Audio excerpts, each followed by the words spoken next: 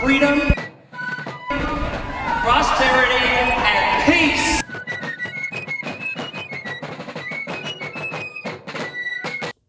Do you think we have some kind of deal going on with Scooter Libby like that, where they stopped the investigators, and Libby said, "I'll take the bullet, I'll take the fall," and Bush is sitting there saying, "Don't worry about it, I'm going to pardon you before I go out"?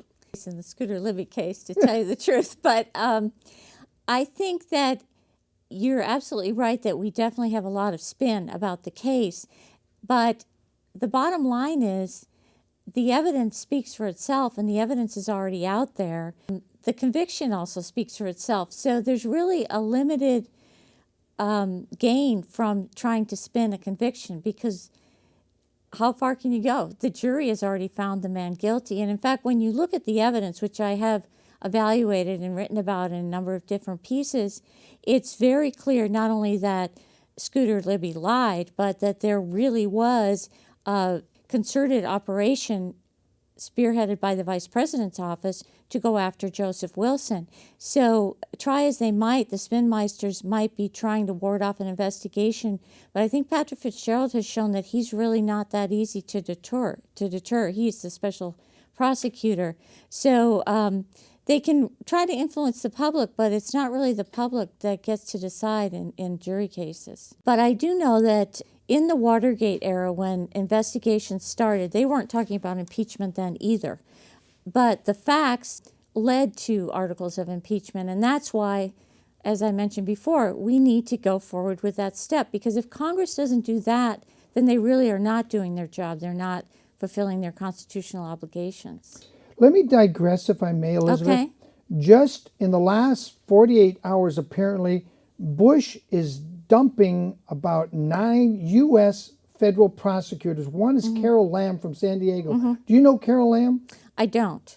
Well, she's reportedly had excellent ratings as a U.S. prosecutor, but Bush is getting rid of her just when she was about to indict a former number 3 man at the CIA. Is something wrong here, or am I just paranoid? Well, as far as all these various prosecutors, U.S. attorneys, they're all presidential appointees, by the way, who were appointed by Bush in the first place. But each one, I would say, has to be considered separately. And I don't know that much about Carol Lam, but you're right, it is highly suspicious that she was working on these types of cases. I do know about other U.S. attorneys, for example, the one from New Mexico, whom we now know was called by the 2 senators, or actually 1 representative from New Mexico, Republicans, before the election, and essentially encouraged, to put it mildly, to go forward on some cases involving Democrats. So, and he was removed. And that is highly suspicious. And a similar situation in Alabama, I think it was, or Arkansas, one of the U.S. attorneys was removed just to put in an operative of Karl Rove. That is highly improper. Boy, I think so. I think that's a lot of improper. Right. My question is, how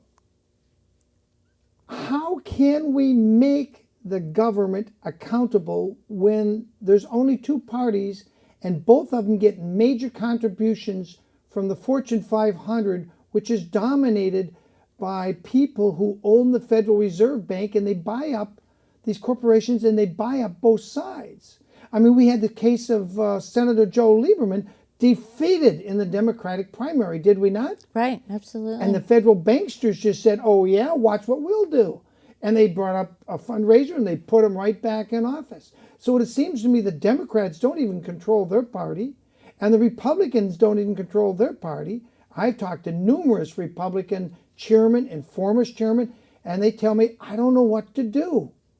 If we give them any flack, we're removed. We find our businesses attacked. We find ourselves investigated. Regulators come in and find problems with our businesses. I don't know what to do. And I said, would you say that on tape? And he said, oh, no. Right. Why is this country so afraid? Did the Military Commissions Act that gives President Bush, and a worse thought, a possible President Hillary, the power to appoint military judges who would hear people's trials if you ever get a trial. And that's a question mark. So you and I right now could be snapped off the street by President Bush, never have a trial, and if we do get one, the president appoints the judge. I think this is insanity. Well, Isn't this a police state now? Are we not right now, right where Germany was, right after Hindenburg was poisoned to death, or however he died, and Adolf Hitler said, "I am the Führer." Aren't we right at that point? I don't think we're at that point. I don't think we're at that point. But you're asking me, I was a federal prosecutor for 21 years, which means I was not involved in politics at all. Right?